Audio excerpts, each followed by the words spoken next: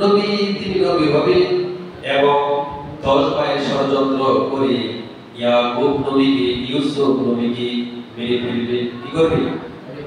ইউসুফ নবীকে 10 ভাই মিলে ষড়যন্ত্র করে মেরে ফেলবে। তাকে বেশি মহব্বত করার কারণে ইয়াকুব নবী তিনি তো জানতেন, তিনি বুঝতে পেরেছেন যে তিনি নবী হবেন। সুবহানাল্লাহ বলেন না? নবীরা জানতেন না যদি আল্লাহ না জানায়। কথা বুঝাইতে পারছেন? তখন জানতেন যখন আল্লাহ জানায়। আল্লাহ না জানাইলে নবীরা জানতেন না। আমার ভাই আমার বন্ধুগণ, পৃথিবীর কোন নবী রাসূল গায়েব জানে না। গায়েবের মালিক হলো আল্লাহ রাব্বুল আলামিন। আমার ভাইরা, কোন নবী গায়েব জানে না। আল্লাহ তাআলা যদি নবীদেরকে জানায় দেন তাহলে নবীরা জানতে পারি। সুবহানাল্লাহ। এটাই হলো ঈমান, এটাই হলো আকীদা। আমার ভাইরা আমার বন্ধুগণ, 10 ভাই মিলে ইউসুফ নবীকে, তখন কিন্তু তিনি নবী হন নাই, তাকে মেরে ফেলার জন্য ষড়যন্ত্র করে নিয়ে যখন খেলার মাঠে চলে গেলেন, তখন ইয়াকুব নবী বললেন যে আমার তো ভয় লাগে যে ইউসুফের কিছু হয়ে যায় নাকি। তখন বলল, আব্বা জান আমরা তো আছি, ইউসুফের কোনো কিছু হবে না। তখন ইউসুফ নবীকে যখন নিয়ে গেলেন, তখন ষড়যন্ত্র করতেছে কিভাবে হত্যা করবে, কিভাবে তাকে মারবে, ভাই হয়ে ভাইকে মেরে ফেলবে। এই যে ষড়যন্ত্র, এই ষড়যন্ত্র আছে না নাই? কথা বলা আছে। আর এক ভাই মামলা করে, কেস করে, আবার কেউ ডক পাইট, কাউকে কিন্তু উদ্দেশ্য করে না, কাউকে একটা জিনিস বুঝাইতে গেলে দৃষ্টান্ত, উপমা, উদাহরণ, এক্সাম্পল সেট করতে হয়, বোঝানোর জন্য সহজ করে সমাজের চিত্রগুলো তুলে ধরতে হয়। ঠিক আছে? এখন শুধু এই কথাগুলো এই পর্যন্ত সীমাবদ্ধ নয়। এই যে মনে করেন ভিডিও হচ্ছে, সবাই ছড়িয়ে পড়বে, ফেসবুকে যাবে, ইউটিউবে যাবে, দেখবে মানুষ যে ভাই ভাইয়ের সাথে ষড়যন্ত্র করে এক ভাই আর ভাইকে মেরে ফেলে। এরকম আমরা শুনি এবং ইউটিউব ফেসবুক যখন করি তখন আমরা দেখতে পাই ভাই হয়ে ভাইয়ের ষড়যন্ত্র করে। ঠিক আছে ভাইরা? তো তখন ভাইয়ের পরামর্শ করলো কিভাবে মারা যায়। তখন আমরা ভাইয়ের পরামর্শ করলো যে আমরা মেরে কয় ফালিয়ে দেব। তখন রক্তগুলো জামার মধ্যে ভরে আব্বার কাছে চলে যাব, আর আব্বাকে বলবো, আব্বা ইউসুফকে তো নেকড়ে বাগে খেয়ে ফেলেছে, ইউসুফকে তো বাগে খেয়ে ফেলেছে। এই কথাটা বললে তো বিশ্বাস করবে। ভাইরা এই পরামর্শ করলেন, তখন ইউসুফকে কুয়ায় ফালাইনি, জামাটা করলেন। এখন ভাইরা আপনাদের কাছে প্রশ্ন করি, বাগে যদি কাউকে খায় জামা ছিঁড়বে না? ছিঁড়বে না? জামাটা ছিঁড়ে যাবে। একজন মানুষকে যদি বাগে খায় জামাটা ছিঁড়ে যাবে, কিন্তু জামাটা পুরোটাই ভালো। তাকে যখন কুয়ায় ফালিয়ে দিলেন, একটি বকরি বা ছাগল যে কোনো পশু জবাই করে রক্তগুলো জামার মধ্যে লাগিয়ে, তখন ওই ইউসুফ ইয়াকুব আলাইহিস সালামের ভাইরা ইয়াকুব আলাইহিস সালামের সন্তানরা এসে বললেন, আব্বা জান ইউসুফ তো বাগে খেয়ে ফেলেছে, এই তো ইউসুফের জামা। কিন্তু ইয়াকুব বুঝতে পেরেছে যে আমার ইউসুফকে যদি বাগে খেয়ে ফেলতো জামা আর ভালো থাকতো না। ঠিক আছে? কিন্তু ইউসুফকে যখন পায়রা ষড়যন্ত্র করে কুয়ায় ফেলালেন, কোথায় ফেলেন? একদিকে হলো কুয়ার মুখ, আরেকদিকে হলো একটি টানে সরু বলা হয়, আরেকদিকে হলো আরেকটা মুখ। ওই মুখ দিয়ে আল্লাহ রাব্বুল আলামিন মিশরের প্রেসিডেন্ট বানিয়ে দিলেন। সুবহানাল্লাহ। রাব্বুল আলামিন বলেন, ওয়া কানা হাক্কান আলাইনা নাসরুল মুমিনিন। মুমিনদের সাহায্য করা আমি আল্লাহ তাআলার উপর ওয়াজিব হয়ে যায়। সুবহানাল্লাহ। যেমন বিশাল লম্বা ঘটনা, আমি ওদিকে যাব না, অনেক সময় লাগবে। ইউসুফ আলাইহিস সালাম যখন মিশর থেকে যখন জামা পাঠিয়ে দিলেন, সংক্ষেপ করে দিলাম জামানা যখন পাঠিয়ে দিলেন, ইয়াকুব নবী সন্তানের জন্য কাঁদতে কাঁদতে চোখ অন্ধ হয়ে গেছে। চোখ কি হয়েছে? অন্ধ হয়ে গেছে। আমার ভাইরা, আমার বন্ধুগণ, ইউসুফ নবী যখন এই জামাটা তার ভাইদের কাছে দিলেন যে এই জামাটা আমার আব্বার কাছে পৌঁছে দিবেন, তখন জামানে যখন তার ভাই আসতেছে, ইয়াকুব নবী বলতেছেন, আমার ইউসুফের জামানার বন্ধ আমার নাকি আমি শক্তি পাই। সুবহানাল্লাহ। ইউসুফ নবী আমার ইউসুফের জামার বন্ধ আমার নাকে আসতেছে। তখন তার সন্তানরা এসে বলছে, আব্বা এই যে ইউসুফের তোমার ছেলে ইউসুফের জামা। তখন ইউসুফ নবীর জামাটা ইয়াকুব নবী যখন চোখে লাগাইলেন, আল্লাহ রাব্বুল আলামিন এটা একটা মুজিজা। তখন ওই জামাটা যখন চোখে লাগাইলেন, আল্লাহ রাব্বুল আলামিন সঙ্গে সঙ্গে চোখ সমান বানিয়ে দিলেন। সুবহানাল্লাহ। জামাটা সঙ্গে সঙ্গে চোখে লাগালো, সঙ্গে সঙ্গে চোখ ভালো হয়ে গেল। আমার ভাইরা, এই মুহররম মাসের 10 তারিখে আশুরার দিন 40 বছর পর সাক্ষাৎ হয়েছে ইয়াকুব নবীর সাথে। সুবহানাল্লাহ। পিতার সাথে ছেলে সাক্ষাৎ হয়েছে কত বছর পর? 40 বছর পর সাক্ষাৎ হয়েছে এই মুহররম মাসের 10 তারিখ আশুরার মধ্যে। আমার ভাইরা, আমার বন্ধুগণ, শুধু এই পর্যন্ত এই পৃথিবীতে যখন প্রথম বৃষ্টি হয়েছিল, প্রথম যখন বৃষ্টি হলো, তখন মুহররম মাসের 10 তারিখে আশুরা দিন এই পৃথিবীতে জমিনে বৃষ্টি হয়েছে। সুবহানাল্লাহ। আমার ভাইরা, আমার বন্ধুগণ, আপনারা জানেন নূহ আলাইহিস সালামের জামানায় যখন মানুষের কাছে কালিমার দাওয়াত দেন, কিসের দাওয়াত? কিসের দাওয়াত? আমার কিসের দাওয়াত? কালিমার দাওয়াত যখন দিলেন, 950 বছর বাঁচার পর কালিমার দাওয়াত দিলেন, কেউ অল্প কিছু সংখ্যক লোক ইসলাম গ্রহণ করলেন, কিন্তু কেউ কালিমা গ্রহণ করে না, কেউ মুসলমান হয় না।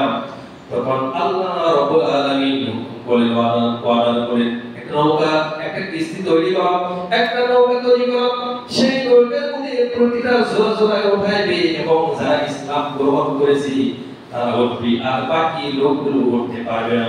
আমার ভাইরা, আমার বন্ধুগণ, নৌকার মধ্যে এমন প্লাবন শুরু হয়ে গেল, নৌকার মধ্যে প্রতিটা জোড়ায় জোড়ায় কিন্তু উঠানো হয়েছে। আর যারা ইসলাম গ্রহণ করেছে, এখানে কিন্তু বিশাল লম্বা ঘটনা আমি সংক্ষেপ করে দিলাম। যখন যারা ইসলাম গ্রহণ করেছে, ওই নৌকার মধ্যে ওঠার পর আমার ভাইয়েরা, যখন প্লাবন শেষ হয়ে গেল, প্লাবন যখন শেষ হওয়ার পর জুদি নামক পাহাড়ের কাছে যখন নৌকাটা চলে গেল, কি নাম? জুদি নামক একটা পাহাড়, সেই পাহাড়ের কাছে যখন নৌকা ভিড়ল, এই মুহররম মাসের আশুরা 10 তারিখ ছিল। সুবহানাল্লাহ। এখন প্লাবন শেষ, সব পানি শেষ হয়ে গেছে। হযরত নূহ আলাইহিস সালাম রাস্তায় চলতেছেন, সমস্ত ঘর বাড়ি সব শেষ হয়ে গেছে, গাছগুলো কাঠ হয়ে পড়ে আছে, সমস্ত কিছু সব শেষ হয়ে গেছে। অনেক দূর যাওয়ার পর দেখলি একটি পরিঘর। তখন হযরত নূহ আলাইহিস সালাম বললেন, আমি আশ্চর্য হয়ে গেলাম, এই প্লাবনের মধ্যে এই পরিঘরটা আবার কিভাবে থাকি। তখন আমি যখন ওই ঘরের কাছে যখন গেলাম, আমি যখন বললাম এই বাড়িতে কেউ আছেন নাকি, ঘর থেকে একজন বৃদ্ধা মহিলার আওয়াজ আসলো, আমি এই ঘরের মালিক, আপনি কি? তখন বললেন, আমি হযরত নূহ আলাইহিস সালাম। তখন ওই মহিলাটা বলল, আপনি কি প্লাবন হবে তবে এই জন্য খবর দিতে আসছেন নাকি? সুবহানাল্লাহ। দিন তো প্লাবন হয়ে গেছে, কিন্তু ওই বুড়ি মহিলাটা এমন ভাবে ঈমান এনেছিল, আল্লাহ পাকের প্রতি, নবীর প্রতি বিশ্বাস ছিল 100%। প্লাবন যখন আসবে, যখন আওয়াজ পাবে, অবশ্যই আমাকে নৌকার মধ্যে নিয়ে যাবে। আল্লাহর উপরে ভরসা করে নবীর কথা মতো ওই বাড়িতে আছে। সুবহানাল্লাহ। ভরসা করছে কার উপরে? আল্লাহর। কিন্তু ভরসা করেই আছে, কিন্তু প্লাবন শেষ। তখন ওই মহিলাটা যখন বললেন, আপনি কি তাহলে এই জামানার নবী নূহ নবী? তখন নূহ আলাইহিস সালাম বললেন যে আমি জামানার নবী। তখন তিনি বললেন, জি আপনি কি, আমি এখানে আসি বা কত শেষ হয়ে গেছে। ওই বুড়ি মহিলাটা তখন আশ্চর্য হয়ে গেল। হযরত নূহ আলাইহিস সালাম তিনি সিজদায় পড়ে গেলেন। তখন রব্বুল আলামিন এসে বললেন, রব্বুল আলামিন তোমার কুদরত বোঝাটা কঠিন হয়ে গেল, এই পাপের মধ্যে এই লোকটাকে কিভাবে তুমি বাঁচিয়ে রাখলা। সুবহানাল্লাহ। আল্লাহ রাব্বুল আলামিন বললেন, হে নূহ নবী, তুমি তোমার উম্মতকে ভুলে গিয়েছিলে, তুমি তোমার উম্মতকে ভুলে গিয়েছিলে, কিন্তু আমি আরশে আজিমের মালিক, আমার নাম রহমানুর রহিম, আমি আমার বান্দিকে ভুলি নাই। এই পাপের মধ্যে আমি আমার বান্দিকে হেফাজত করেছি। সুবহানাল্লাহ। তাহলে এই নূহ নবীর কিস্তিটা নৌকাটা আশুরার 10 তারিখ, মুহররমের 10 তারিখ জুদি নামক পাহাড়ে ভিড়েছিল। আমার ভাইরা, আপনারা জানেন ফেরাউন কি নবী না শয়তান না কাফের? কোনটা? শয়তান, কাফের। এই ফেরাউনের জামানায় হযরত মূসা আলাইহিস সালাম দিয়েছিলেন, কালিমার দাওয়াত দিলেন, কিন্তু ফেরাউন গ্রহণ করল না।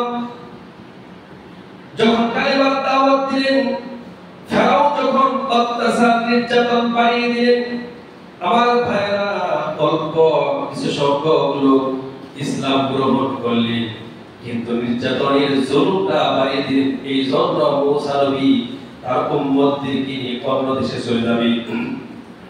আমার ভাইরা যখন অন্য দেশে চলে যাবে, যখন নীল নদী সাগরের কাছে যখন গেলেন, সাগরের পাড়ে যখন বসে আছি, 3 দিক থেকে আক্রমণ করতেছে। কয় দিক থেকে? ডান দিক থেকে, বাম দিক থেকে, পিছন দিক থেকে আক্রমণ মানে আসতেছে। আর সামনে কি? সাগর। মুসিবত বাবু না লোক? বাবু।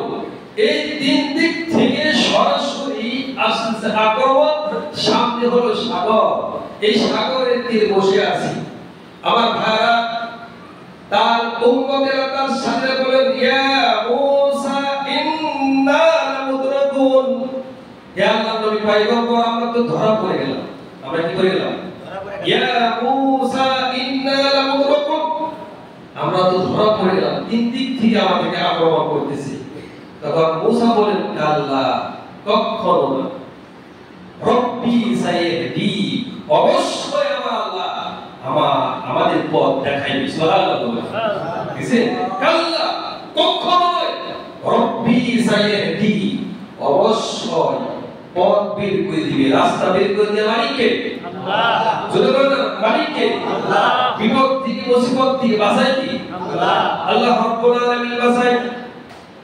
তবে আল্লাহ তাআলা রব্বুল আলামিন মূসাকে বলেন, মূসা তুমি তোমার হাতের লাঠি দিয়ে একটি বাড়ি মারো, এই দরিয়ার মধ্যে বাড়ি মারার কারণে দরিয়াটা ভাগ হয়ে গেল, মাঝখান দিয়ে একটা কুদরতি রাস্তা হয়ে গেল। সুবহানাল্লাহ। এক রাস্তা হয়ে গেল। হযরত মূসা আলাইহিস সালাম তার দলবল নিয়ে, তার সাথীদেরকে নিয়ে যখন ওপারে চলে গেলেন, ওই দিনটা ছিল মুহররম মাসের আশুরা 10 তারিখ। সুবহানাল্লাহ। এই দিনটা ছিল মুহররম মাসের আশুরা 10 তারিখ। এখন ফেরাউন, মিস্টার ফেরাউন কোথায় আছে বলেন তো? এখন কোথায় আছে? মিশরে চালু করে আছে। ইউটিউব সার্চ করে দেখবেন, দেখতে পাবেন মিস্টার ফেরাউন সিরিয়াস হয়ে গেছে। ঠিক না বলেন? এই শয়তান তাকায়, বাপরে বাপ কি সুন্দর রাস্তা, কইতে যায় মুসলমান লোক। এরপরে যখন হুকুম অর্ডার করলো, নেতা যদি হুকুম করে, হুকুম তো মানতেই হবে। ঠিক না বলেন? নেতা সবচেয়ে বড় জিনিস। আমার ভাইরা, সব নেতার কথা মানা যাবে না। কিছু নেতা আছে মানলে আপনি বিপদে পড়বেন, আপনার রাস্তা হারিয়ে ফেলবেন, পথভ্রষ্ট হয়ে যাবেন। এজন্য এমন নেতার কিছু করতে হবে যেই নেতা জান্নাতের রাস্তা দেখায়। সুবহানাল্লাহ বলেন। মিস্টার ফেরাউন যখন নদীর মাঝখানে গেল, সাগরের মাঝখানে যাওয়ার পর এই পানি কার কথা শুনে বলেন তো? আল্লাহর কথা শুনে। পানি কি বললেন? একত্র হয়ে যায়। যখন একত্র হয়ে গেছে এখন সব কিছু একবার পানি নিচে যায় আবার উপরে উঠে, একবার পানি নিচে যায় আবার উপরে উঠে। ফেরাউন কয় ও আল্লাহ, আমি বনি ইসরাইলের লোকেরা যে আল্লাহর প্রতি ঈমান আনছিল আমি তার উপর ঈমান আনলাম, এসে ঘুরিয়ে বলবো না যে সরাসরি বলতে আল্লাহ আমাকে তুমি মাফ করে দাও, এই মুহূর্তে আমি মুসলমান হয়ে গেলাম, আল্লাহ তাআলা মাফ করে দিত। সুবহানাল্লাহ। কিন্তু ঘুরিয়ে গেলে বলছে বনি ইসরাইলের লোকেরা যার প্রতি ঈমান এনেছে আমি তার প্রতি ঈমান আনলাম। আল্লাহ তাআলা বললেন তুই তো একটা সন্ত্রাস, দেখবে কি সন্ত্রাস, আমার নবীকে সারাটা জীবন জ্বালাইছ, আজকে ক্ষমা করে দেওয়া হবে না, এই পানির মধ্যে তোমাকে সরিয়ে দেব। আমার ভাই আল্লাহ তাআলা বললেন তোমার এই পানির মধ্যে পড়তে হবে, এই পানির মধ্যে যখন তুমি মারা যাবে জলচর প্রাণী তোমাকে খাবে না, পোকামাকড় তোমাকে খাবে না, মাটিও তোমাকে গ্রহণ করবে না, পোকামাকড় তোমাকে খাবে না, তোমাকে সুটকি বানিয়ে কিয়ামত পর্যন্ত রেখে দেব, যাতে করে সমস্ত জালিম শয়তান দ্বারা তোমার কাছ থেকে শিক্ষা নিতে পারে। সুবহানাল্লাহ। জালিম যারা জালিম শয়তানকে নাই দিতে নাকি আছে না? আছে। এটা বোঝা গেল যে তিনি জবাব দেন না, আছে কি? আছে। এখনো আছে। তামাম পৃথিবীতে জালিম শয়তান আছে। কিন্তু আল্লাহ তাআলা বললেন আলাইসাল্লাহু বিকাফিন আবাদা, যারা মুসলমান, যারা আল্লাহ পাকের প্রতি ঈমান এনেছে, আল্লাহ তাআলার প্রতি ভরসা করে সর্বক্ষণ হেফাজত করা মানে কি? আল্লাহ তাআলা বলেছেন আলাইসাল্লাহু বিকাফিন আবাদা, আমি কি আমার বান্দার জন্য যথেষ্ট নই? কথা বলেন নাকি? আল্লাহ বলেছেন আমি কি আমার বান্দার জন্য যথেষ্ট নই? অবশ্যই যথেষ্ট হই, অবশ্যই যথেষ্ট। এই নীল থেকে 10 তারিখ আশুরার দিন আল্লাহ তাআলা ফেরাউনের কবল থেকে তার বনি ইসরাইল লোকদেরকে এবং মূসা আলাইহিস সালামকে হেফাজত করেছিল। সুবহানাল্লাহ। আমার ভাইরা, আমার বন্ধুগণ, আপনারা জানেন ইউনুস নবী নাম শুনছেন না? ইউনুস নবী, এই ইউনুস নবী ত্যাগ করে দেশ ত্যাগ করে যখন যাচ্ছিল, আমার ভাই বিশাল ঘটনা, যখন সাগরে খানিত হল, সাগরে যখন পড়ে গেল, সাগর পড়ে যাওয়ার পর গভীর অতল দেশে যখন চলে গেল, আমার ভাইরা বিশাল একটি মাছ এসে তাকে গিয়ে ফেললো। এই মাছটা কার হুকুমে আছে বলেন তো? আল্লাহ। তাফসীরে আছে, অনেক মুফাসসিররা বলেছে যে আরেকটি মাছ এসে ওই মাছটাকে গিলে ফেলেছে। সুবহানাল্লাহ বলবেন না? হেফাজত করা মানে কি? আল্লাহ। আমার ভাই, আমার বন্ধুগণ, ইউনুস নবী যখন সমুদ্রের অতল দেশে গভীরের মধ্যে চলে গেলেন, সমুদ্রে কেউ বাঁচাতে পারবে না এবং অন্তরিক্ষের উপর কেউ জানে না, জমিনের উপর কেউ বাঁচাতে পারবে না, আসমানের মধ্যে কেউ বাঁচাতে পারবে না। আল্লাহ তাআলা রব্বুল আলামিন বললেন ইয়াবার ইউনুসকে হেফাজত করলাম মাছের মাধ্যমে। সুবহানাল্লাহ। মাছের পেটে যখন চলে গেল, তখন ইউনুস নবী তখন আল্লাহ তাআলা কাছে বলল লা ইলাহা ইল্লা আনতা সুবহানাকা ইন্নী কুনতু মিনাজ জালিমিন। লা ইলাহা ইল্লাল্লাহ, তুমি ছাড়া কোনো উপাস্য নেই, কোনো মাবুদ নেই। সুবহানাল্লাহ। তুমি পবিত্র এবং আমি সীমা লঙ্ঘন করেছি। ফাসতাজাবনা লাহু আনজাইনাহু মিনাল গাম্মি ওয়া কাযালিকা নুনজিল মুমিনিন। ইউনুস নবী ওই মাছের পেটে যখন বুঝতে পারল যে আল্লাহ তাআলা আমাকে অবশ্যই হেফাজত করেছি, তখন আল্লাহ তাআলা শুকরিয়া আদায়ের জন্য ওই মাছের পেটেই নামাজ সিজদায় পড়তে। সুবহানাল্লাহ। যখন আল্লাহ তাআলার কাছে বলল লা ইলাহা ইল্লা আনতা সুবহানাকা ইন্নী কুনতু মিনাজ জালিমিন, আল্লাহ রাব্বুল আলামিন, তুমি ছাড়া কোনো উপাস্য নাই, তুমি ছাড়া কোনো মাবুদ নাই, এই কথাটা বলার পর আমি আল্লাহ তাআলা ইউনুসকে পারে ফিরাইয়ে দিলাম। ওই মাছে বমি করলো, ওই মাছে বমি করলো, ইউনুসকে পারে মধ্যে ফিরাইয়ে দিল। সুবহানাল্লাহ। এই দিনটা ছিল আশুরা, মুহররম মাসের আশুরা 10 তারিখ, আশুরা মুহররম আশুরা। এই মুহররম মাসের 10 তারিখে রব্বুল আলামিন মাছের পেট থেকে সমুদ্রের অতল তলদেশ থেকে বাঁচিয়ে দিয়েছে মহরম মাসে। সুবহানাল্লাহ। আমার ভাইরা, আমি আলোচনা শেষ দিকে আলোচনা করব না, এই মহরম মাসে শেষ আরেকটা ঘটনা করি। এই মহরম মাসে আইয়ুব নবী, এই নবী নাম শুনছেন না? আইয়ুব আলাইহিস সালাতু সালাম যখন অসুস্থ হয়ে পড়লো, যখন শরীর ব্যাধি শুরু হয়ে গেল, পোকা যখন শুরু হয়ে গেল, সন্তান স্ত্রী চলে গেল, মারা গেল, সমস্ত শেষ ধ্বংস সম্পদগুলো, রাজত্বগুলো শেষ হয়ে গেল, দেশ থেকে তাড়িয়ে দিল, আরেকটা দেশে গেল, সেখান থেকে তাড়িয়ে দিয়ে পর জঙ্গলে চলে গেল। আল্লাহ নবী পয়গম্বর জঙ্গলে থাকে, তাই নাকি?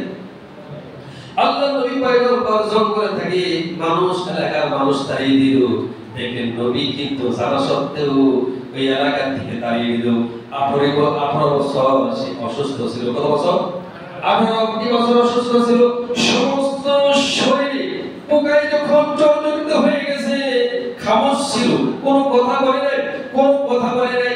কিন্তু শেষ মুহূর্তে যখন জিহ্বায় পোকা ধরেছে, তখন আল্লাহ তাআলার কাছে বললেন, রব্বুল আলামিন, 18 বছর ধরে আমি অসুস্থ, সমস্ত শরীরে পোকায় জর্জরিত, খামোশ ছিলাম, কিন্তু কিছু বলি নাই।